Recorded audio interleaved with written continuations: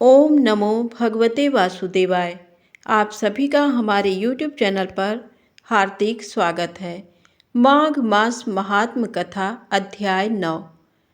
लोमस ऋषि कहने लगे कि जिस पिशाच को देवद्युति ने मुक्त किया वह पहले द्रविड़ नगर में चित्र नाम वाला राजा था। वह बड़ा सूरवीर, सत्यपरायण तथा पुरोहितों को आगे करके यज्ञ आदि करता था। दक्षिण दिशा में उसका राज्य था और उसके कोष धन से भरे हुए थे। उसके पास बहुत से हाथी, घोड़े और रथ थे और वह अत्यंत शोभा को प्राप्त होता था। बहुत सी स्त्रियों के साथ क्रीड़ा करता था और अनेक यज्ञ उसने किए थे। वह नित्य अतिथियों की पूजा करता था और शस्त्र विद्या में निपुण था। ब्रह्मा, विष्णु, महेश तथा सूर्य की पूजा सदैव किया करता था। वह जंगल में भी स्त्रियों से घिरा हुआ क्रीड़ा किया करता था। एक बार वह पाखंडियों के मंदिर में गया और वेदहीन, भस्म लगाए महात्मा बने हुए पाखंडियों से उस राजा की बातचीत हुई। पाखंडियों ने कहा कि हे राजन, शैव धर्म की महिमा सुनो। इस धर्म के प्रभाव से मनुष्य पाप को काटकर मुक्त हो जाता है। सब वर्णों में शैव मत ही मुक्ति देने वाला है। शिव की आज्ञा के बिना दान, यज्ञ और तपों से कुछ नहीं बनता। शिव का सेवक होकर भस्म धारण करने, जटा रखने से ही मनुष्य मुक्त हो सकता है। जटा धारण करने तथा भस्म लेपन से ही मनुष्य शिव के समान हो जाता है। इसके बराबर कोई पुण्य नहीं है। जटा भस्म धारण किए हुए सभी योगी शिव के सदृश होते हैं। अंध, जड़, नपुंसक तथा मूर्ख सब जटा से ही पहचाने जाते हैं। शूद्र वर्ण के शैव भी पूजनीय हैं। विश्वामित्र क्षत्रिय होकर तप से ब्राह्मण हो गए। वाल्मीकि चोर होकर उत्तम ब्राह्मण हो गए। अतएव शिव पूजन में किसी बात का विचार नहीं है। तप से ही ब्रह्म तत्व प्राप्त होता है, जन्म से नहीं। इस कारण शैव का दर्शन उत्तम है तथा शिव के सिवाय दूसरे देवता का पूजन न करें। शिव तपस्वी को विष्णु का त्याग करना चाहिए। विष्णु की मूर्ति का पूजन नहीं करना चाहिए।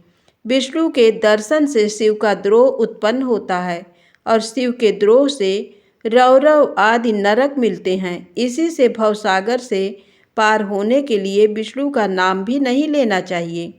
शिव भक्त निःसंग होकर जो शिव से प्रेम करता है वह कैलाश में वास करता है। इसमें कुछ संदेह नहीं। इस धर्म का पालन करने वालों का कभी नाश नहीं होता। इस पाखंडी के ऐसे वचन सुनकर राजा ने मोह में आकर उनका धर्म ग्रहण कर लिया और वैदिक धर्म को त्याग दिया। वह श्रुति, स्मृति और ब्राह्मणों की निंदा करने लगा। उसने अपने घर के अग्निहोत्र को बुझा दिया और धर्म के कार्य बंद कर दिए। विष्णु की निंदा और वैष्णवों से द्वेष करने लगा और बोला, कहाँ है विष्णु? कहाँ देखा जाता है? कहाँ रहता है? किसने देखा है? और जो लोग नारायण का भजन करते थे उनको दुख देता था।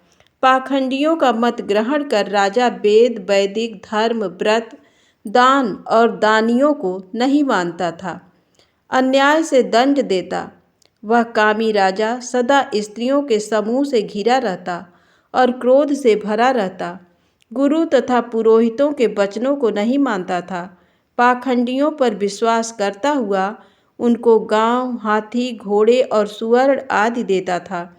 उनके सब कार्य करता, भस्म धारण करता और मस्तक पर जटा रखता था। और जो कोई विष्णु का नाम लेता उसको मृत्यु का दंड दिया जाएगा, ये ढिंढोरा उसने पिटवा दिया था। उसके भय से ब्राह्मणों तथा वैष्णवों ने उस देश को छोड़ दिया और दूसरे देशों में चले गए।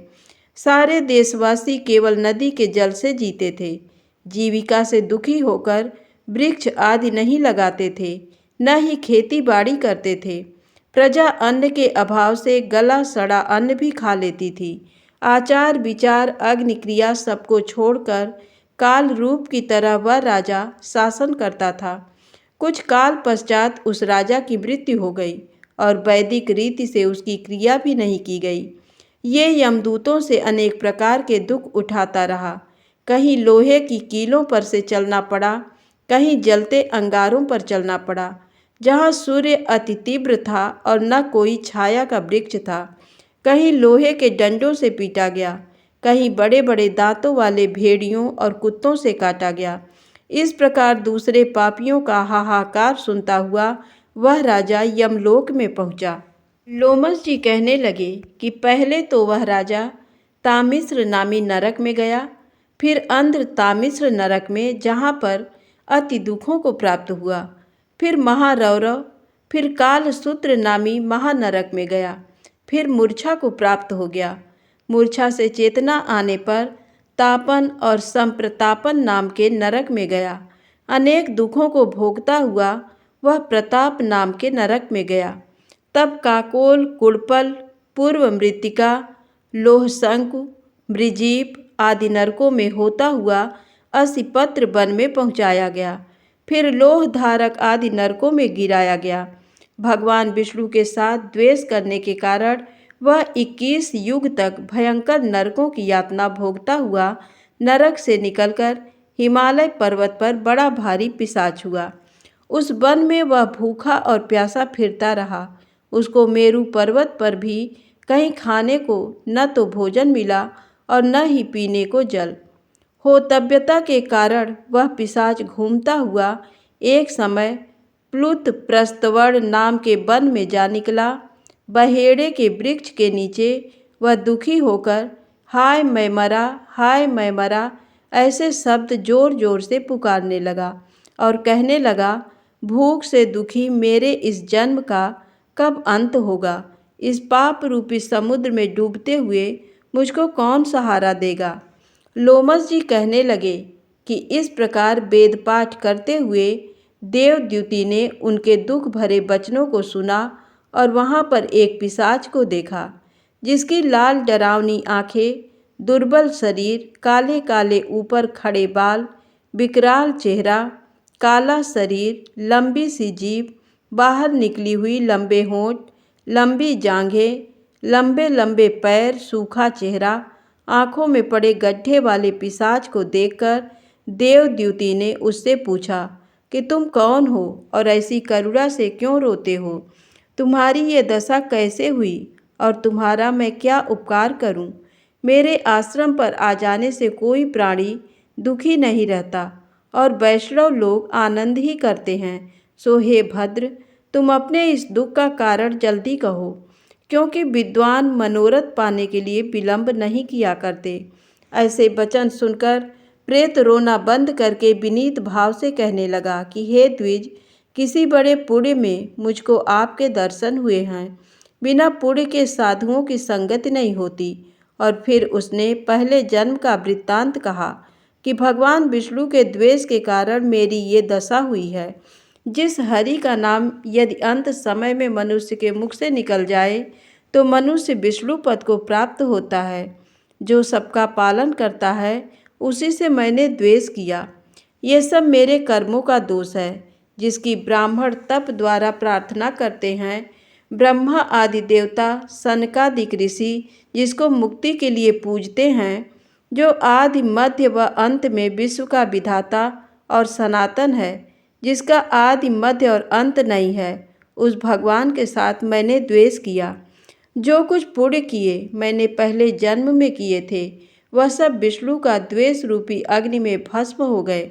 यदि किसी प्रकार मेरे इस पाप का नाश हो जाए तो मैं भगवान विष्णु के सिवाय किसी और देवता का पूजन नहीं करूँगा।